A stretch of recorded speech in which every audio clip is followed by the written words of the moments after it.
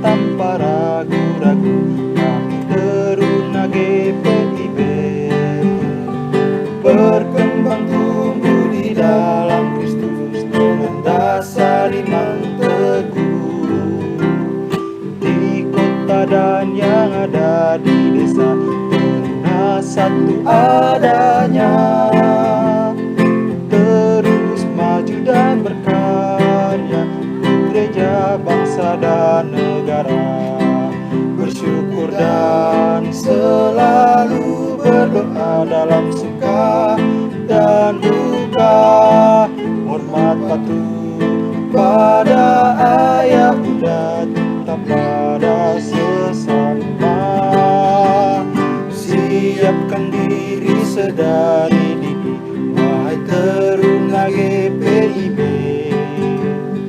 Song-song masa depanmu sendiri, Kristuslah penolong sejati, Teruna harapan negeri.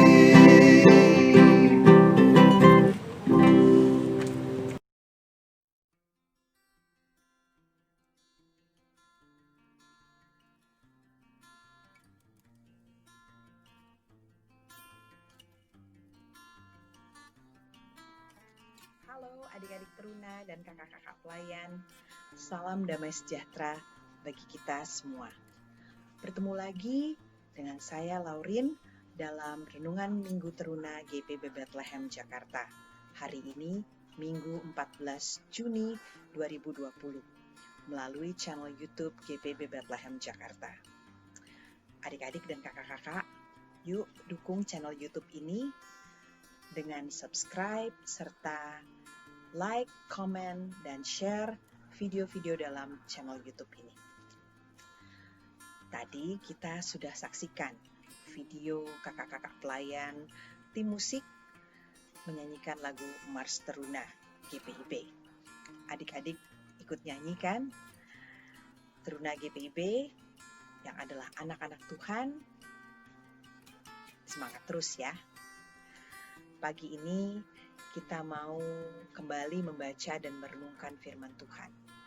Firman Tuhan yang adalah kebenaran dan kekuatan bagi kita.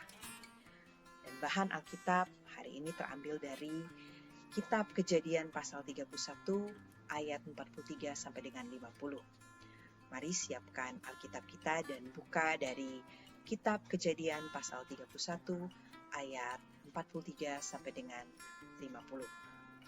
Sebelum membaca dan merenungkan firman Tuhan, mari kita berdoa mohon pimpinan Roh Kudus yang menolong kita mengerti firman Tuhan dan mampu melakukan firman Tuhan.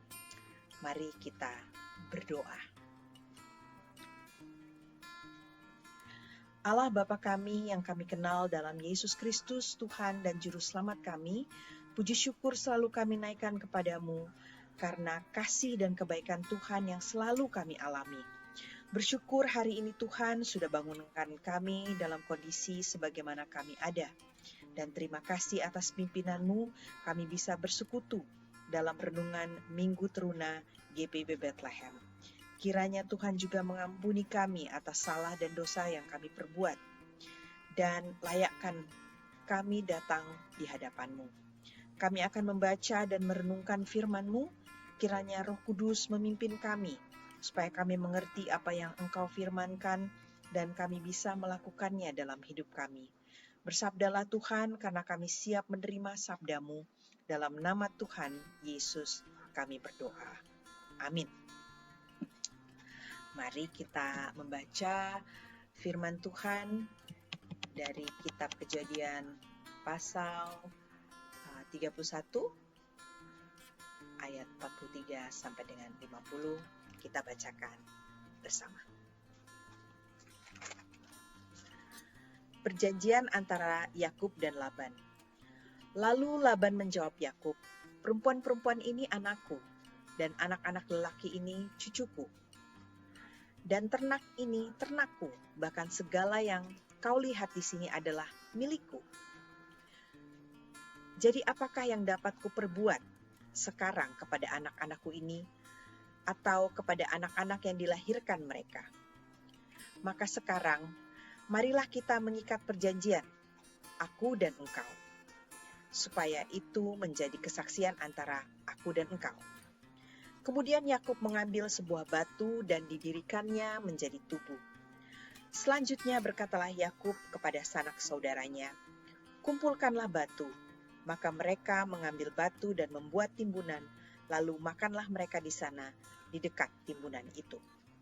Laban menamai timbunan batu itu Yegar Sahaduta, tapi Yakub menamainya Galed. Lalu kata Laban, timbunan batu inilah pada hari ini menjadi kesaksian antara aku dan engkau. Itulah sebabnya timbunan itu dinamainya Galed. Dan juga Mispah, sebab katanya, Tuhan kiranya berjaga-jaga antara aku dan engkau, apabila kita berjauhan. Jika engkau mengaibkan anak-anakku dan jika engkau mengambil istri lain di samping anak-anakku itu, ingatlah, walaupun tidak ada orang dekat kita, Allah juga yang menjadi saksi antara aku dan engkau. Demikian firman Tuhan, berbahagialah mereka yang mendengar dan memelihara firman Allah dalam hidupnya. Haleluya. Judul pelajaran dan tema renungan hari ini adalah Yegar Sahaduta. Saya ulangi, tema renungan hari ini adalah Yegar Sahaduta. Mungkin kalian bertanya, apa itu Kak? Kedengarannya asing di telinga kita. Tema renungan ini tadi ada dalam bahan Alkitab yang kita baca bersama. Mari kita pelajari. Bahan Alkitab menceritakan tentang perjanjian antara Yakub dan Laban. Siapa Yakub dan siapa Laban? Mengapa mereka membuat perjanjian di antara mereka? Ceritanya seperti ini. Adik-adik ingat siapa Yakub? Dia adalah anak dari Ishak, cucu dari Abraham. Dia punya saudara kembar yang bernama Esau. Nah, ingat kan? Yakub inilah yang melakukan tipu muslihat dengan menyamar menjadi Esau, kakak kembarnya itu, untuk mendapatkan berkat dari ayahnya. Yang sesungguhnya berkat itu untuk Esau.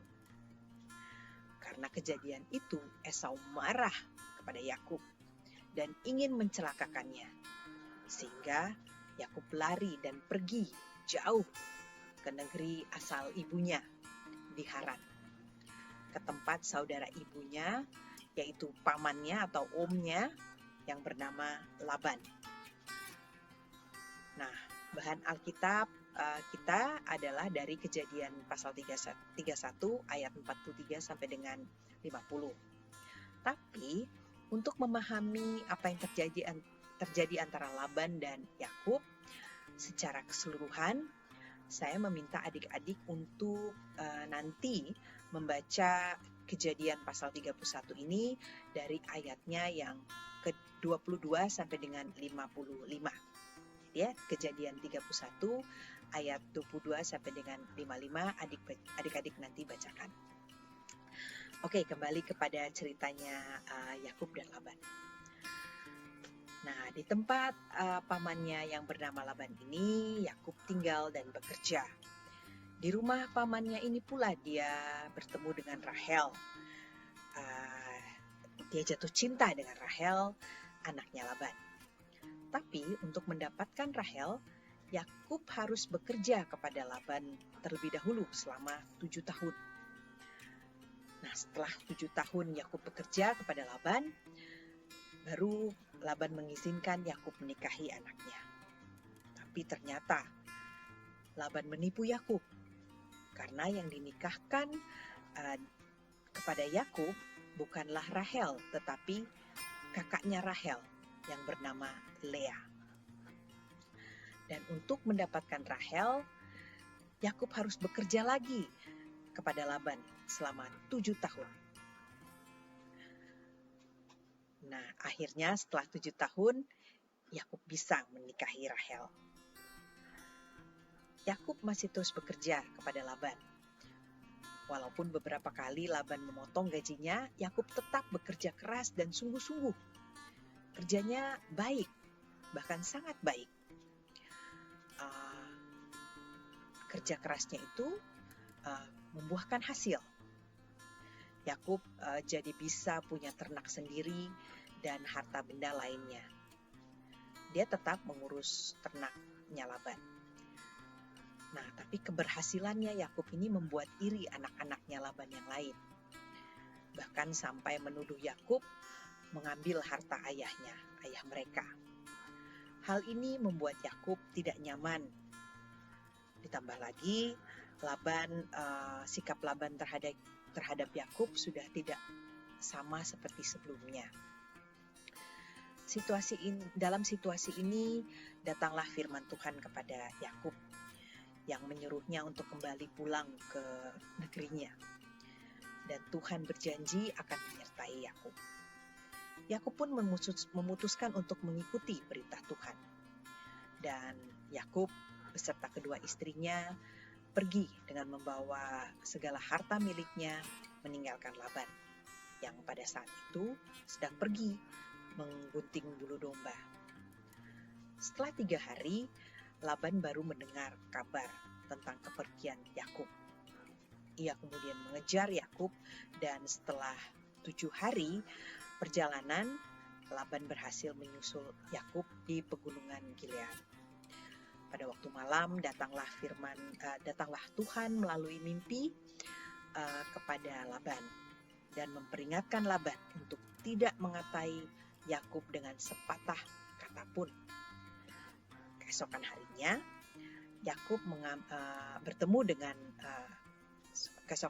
Laban bertemu dengan Yakub. Sempat terjadi perselisihan di antara mereka karena Laban menuduh Yakub mengambil terafim milik Laban. Untuk membuktikan bahwa dirinya tidak bersalah, Yakub mengizinkan Laban untuk memeriksa seluruh barang yang dia bawa. Yakub tidak tahu bahwa sebenarnya Rahel yang mencuri terafim milik ayahnya. Laban mencari dengan teliti ke seluruh kemah, tapi tidak menemukan terafim itu. Merasa telah dituduh dengan tidak adil, Yakub menjadi marah. Yakub mengungkapkan kekesalannya yang selama ini dia pendam. Selama 20 tahun Yakub bekerja dengan Laban, Yakub bekerja dengan baik. Yakub selalu membuat kebiasaan untuk bekerja lebih dari yang diharapkan darinya. Yaitu dia bekerja dengan keras, bekerja dengan baik. Ketika kawanan ternak yang digembalakan olehnya diserang, dia yang menanggung kerugian. Dia menanggung kerugiannya sendiri tanpa membebankannya kepada Laban. Nah,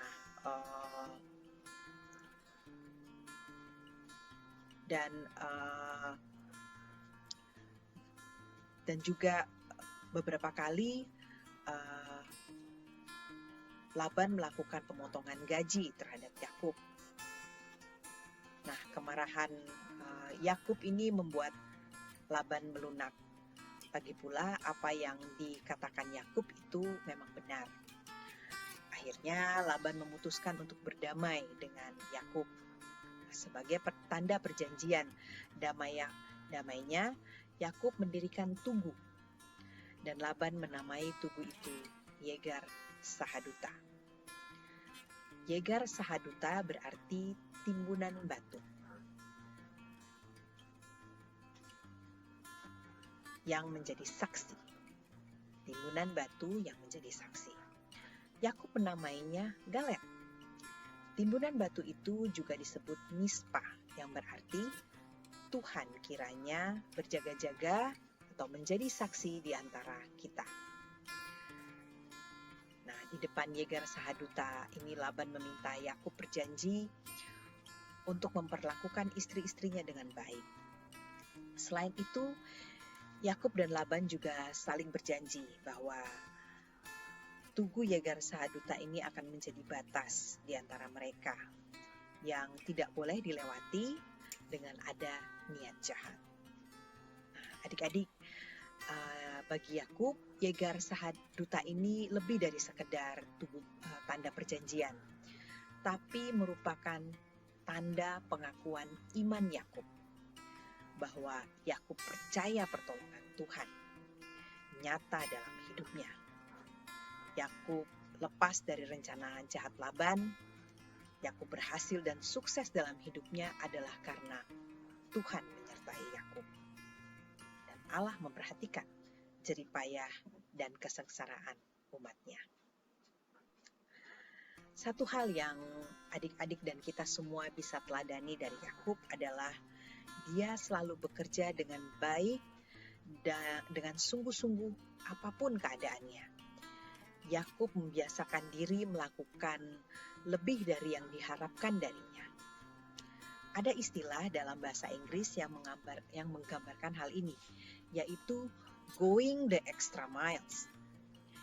Itu artinya berusaha lebih lagi, lebih keras, lebih baik, pokoknya lebih dari yang diharapkan. Inilah yang membuat Yakub bisa bertahan di dalam pergumulan, membuat Yakub berhasil dalam pekerjaan. Dia bisa melakukan lebih dari yang diharapkan itu, bisa going the extra mile karena ada pertolongan dan penyertaan Tuhan. Bagaimana pelajaran ini kita lakukan dalam kehidupan kita sehari-hari sekarang ini? Adik-adik selalu berusaha untuk memiliki sikap yang baik apapun keadaannya. Bahkan waktu kita diperlakukan dengan buruk, tunjukkan kasih Allah kepada semua orang. Bahkan orang-orang yang seharusnya tidak layak kita kasihi menurut kita, yang tidak menyukai kita, orang-orang yang tidak kita sukai. Kalau kita bisa mengasihi seperti itu, nah itulah yang disebut melakukan lebih dari yang diharapkan. Dan kita melakukannya dengan sikap yang baik. Dalam Kolose pasal 3 ayat 22 sampai dengan 24, Paulus memiliki kata-kata peringatan untuk para hamba dengan Tuhan mereka. Firman Tuhan ini bagian firman Tuhan dari Kolose 3 pasal 22 sampai 24 ini berbunyi seperti ini. Hai hamba-hamba, taatilah Tuhanmu di dunia ini dalam segala hal. Jangan hanya di hadapan mereka saja untuk menyenangkan mereka, melainkan dengan tulus hati, karena takut akan Tuhan. Apapun juga yang kamu perbuat, perbuatlah dengan segenap hatimu, seperti untuk Tuhan dan bukan untuk manusia. Kamu tahu bahwa dari Tuhanlah kamu akan menerima bagian yang ditentukan bagimu sebagai upah.